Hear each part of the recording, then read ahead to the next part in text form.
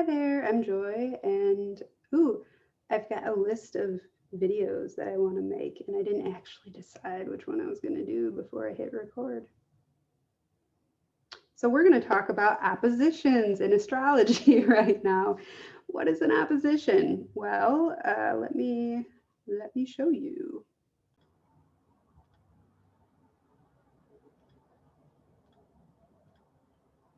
All right, so oppositions on astro.com are the long red lines. So the short red lines are squares, like from Mercury to Uranus and from Neptune to Venus and Sun down here in Aries. Those are squares.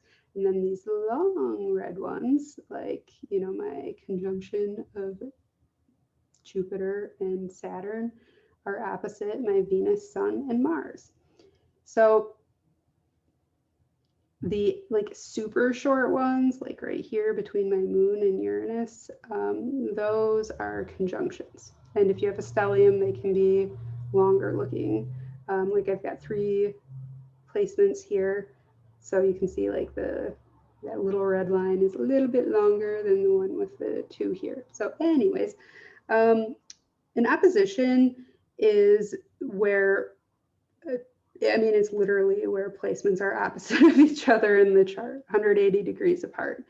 Although, like, there's an orb, which means, like, for example, my Venus is at 1 degree and my Saturn is at 6 degrees. So they are opposite each other, but there's approximately a 5-degree orb. My Mars is exactly opposite my Saturn. So when we say that an aspect is exact, it means that it's like less than a degree apart.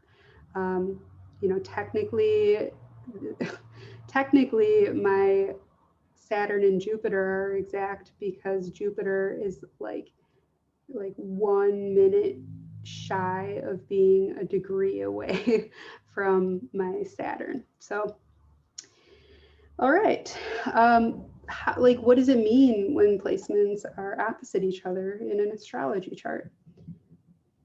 It represents a polarity. So like everything that exists in life exists in polarity with something else. Like, well, there is like one thing that doesn't have an opposite, but like everything in the world of form, everything that has definition to it needs something that exists opposite in order to give it that definition. Like we wouldn't have light without dark, short wouldn't exist if long didn't exist. Like they define each other, right? So when it comes to just life in general, the higher expression of anything is going to incorporate a little bit of its opposite in it. And then the lower expression is going to be too extreme. It's going to be too much of something with not enough of its opposite. So the higher expression of any placement in your chart is going to incorporate a little bit of its opposite, even if there's nothing there, even if there's no placements there. If you want the higher expression, you need to bring in some of the opposite. I started doing a series on what that looks like in each sign a little while back, and I'm still working on that, but I have not made any videos in that series for a long time. But I know that I got Aries and Taurus done. So if you go like way back and look at my videos from like, I don't know, like a year ago, I do have them ready for Aries and Taurus already. So you could take a look at that. Oh, and I believe I did Cancer as well. So what does it look like when there's an opposition in terms of like how does it feel?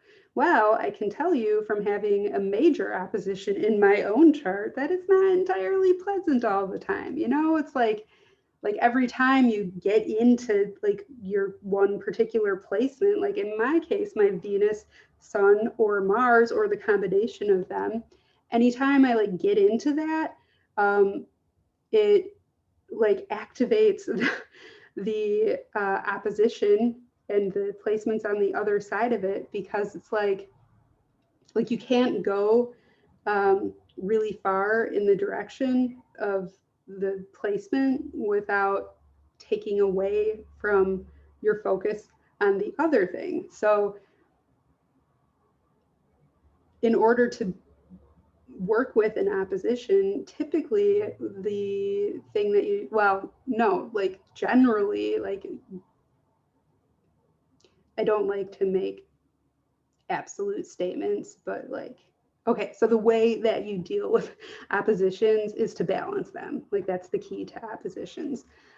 So oppositions are really wonderful because they give us a natural opportunity for the higher expression of that particular, of both sides of that particular polarity in the chart.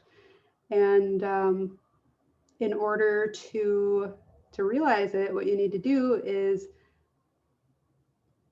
just hear out each side fully. Like, let's say your Mars wants to do something. Go, go, go. I want to do this thing. I want to go do the thing. And Mars gets frustrated if there's like any kind of delay in being able to take action. So let's just say you have Saturn, for example, opposite your Mars. So Saturn is, well, Saturn teaches us wisdom through harsh lessons and restrictions and delays. So we end up like taking in these like rules, like, oh man, if I do that, this bad thing is going to happen. I can't do that. So that's how we internalize Saturn. And then growing up and maturing is unlearning some of those lessons and learning how to apply the wisdom that we like. The wisdom of it is when you can let go of the false limitations and bring the depth of experience into the whatever the situation is, and be able to act from a place of like I've got all this experience in this area, and you know, I have learned some hard lessons, but I have also gotten to a point in my journey with Saturn where I have like recognized that some of the things that I learned were actually false limitations, and I'm in a position to discern the difference. Like that's like top tier Saturn. So let's say you're not there yet. Let's say Saturn is just like, you know, it's like that's, you know, Saturn even looks like, I'm going to show you again. Saturn even kind of looks like, so Saturn's like your inner critic is another way to look at it, or you know, Saturn represents authority figures, and I see the father as represented by Saturn in the chart typically. I know a lot of people, or some people like to use the sun. Personally, I think Saturn makes way more sense. I'm definitely tangenting right now, but all right. So when you have that opposition, and you know, Saturn's over here like, don't do that, like you've learned your lesson about this before, you know, it's gonna go badly if you do that. And Mars is over here like, trying to do the thing. I know this feeling. It can be a frustrating experience, you know, like you've got two competing drives.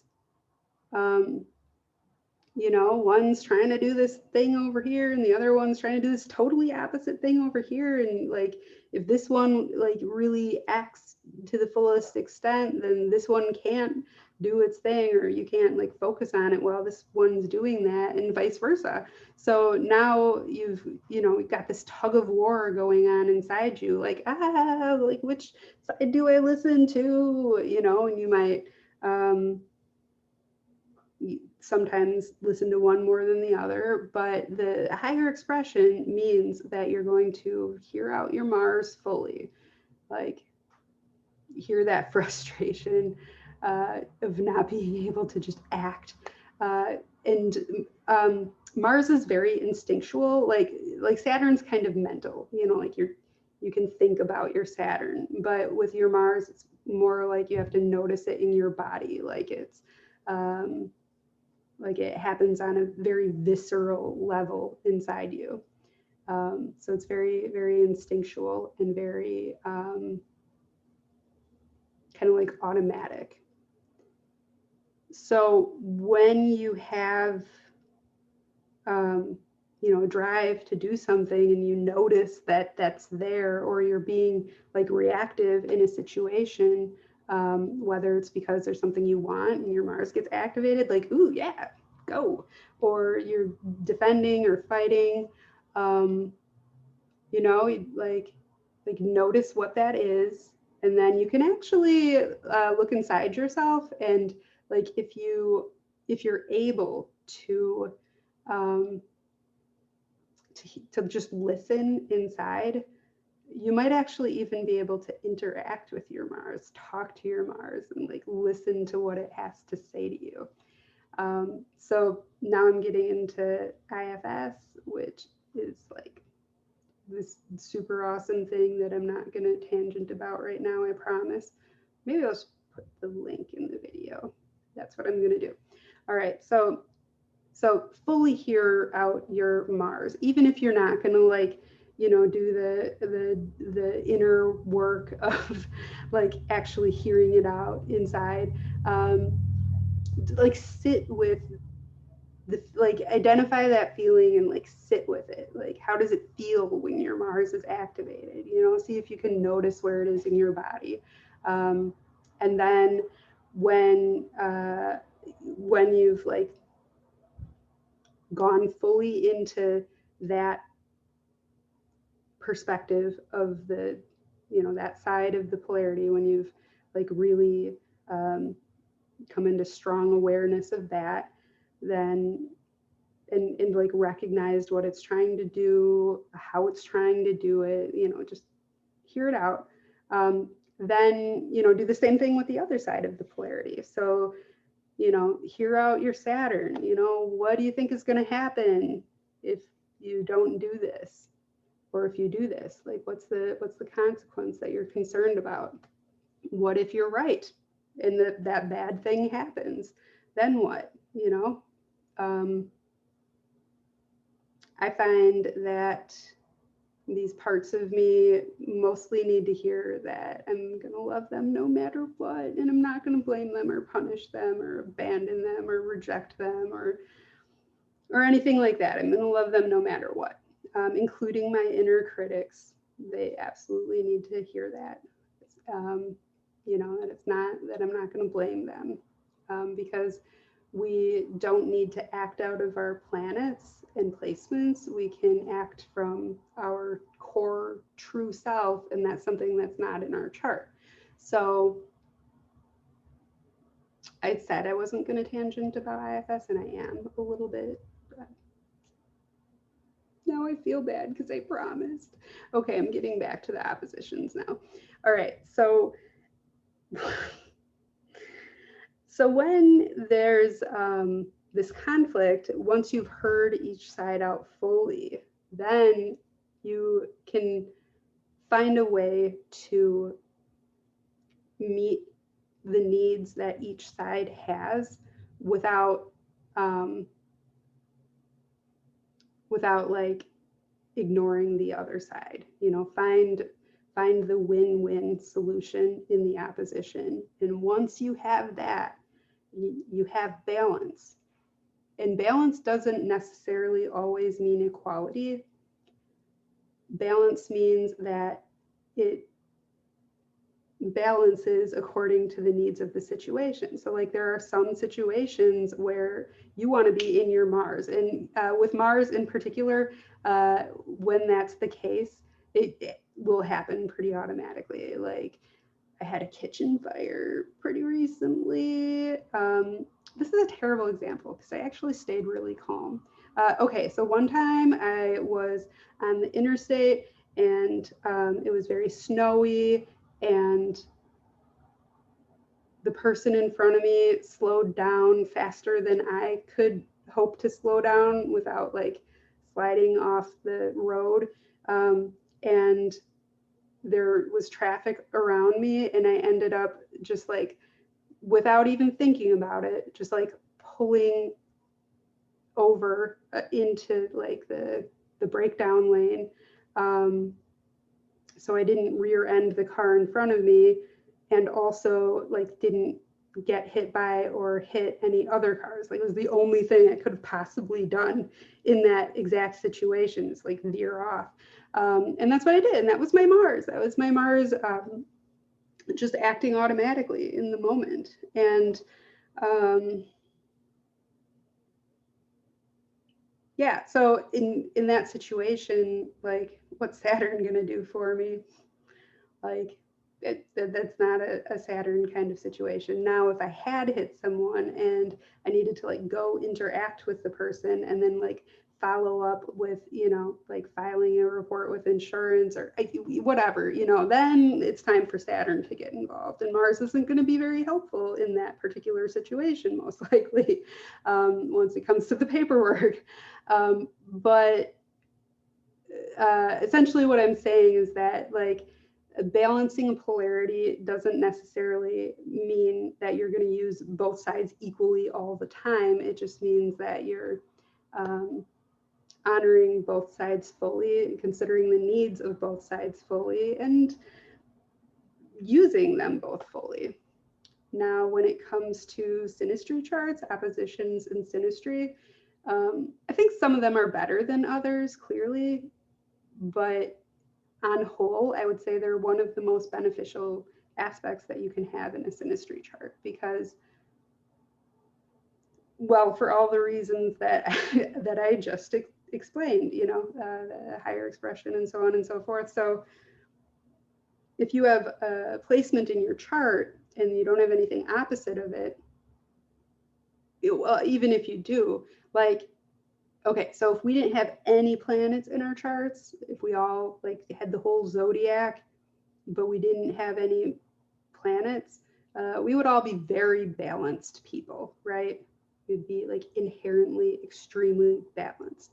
Now throw the planets in there, and we're looking at essentially like a map of our tendencies to be unbalanced. Like these are the areas where we naturally tend to focus more. We still have the whole chart within us, you know, the whole universe within us, really. But we still, you know, we do have the whole chart. So like I don't have any Earth placements except Chiron, but oh, part of me feels kind of bad that I said it's a Chiron, like it's the black sheep. I love Chiron, I do, but basically, like I have no Virgo, no Capricorn, except my 12th house cusp is in Capricorn. With Virgo, it's intercepted. I don't even have a house in Virgo. So does that mean that I just can't do Virgo at all? No, it means that it's more challenging for me. It's unnatural for me compared to, like, say, Aries or Scorpio, especially Aries. So the expression of, you know, whatever that is, you know, like whatever our placements are, you know, we're going to be like inherently unbalanced as human beings, or at least have a tendency to be because of our placements. So if somebody has a placement opposite one of ours, this is an area where we can complement each other and balance each other out. Does that mean that it's always fun and easy? No. Does it mean that if you have a lot of oppositions in your chart with somebody that you would be good for each other? Maybe, but like life is not that simple. Trust yourself. Go with what feels right. You know, deep down, the deepest you can get, go to that level and see what feels right there and then do that. Or, I mean, do whatever you want to do. I'm not telling you what to do. So yeah, that's oppositions. They're kind of one of the simpler aspects in a chart. There's just, you know, the 2 points. Let me know what you think. And thank you for watching.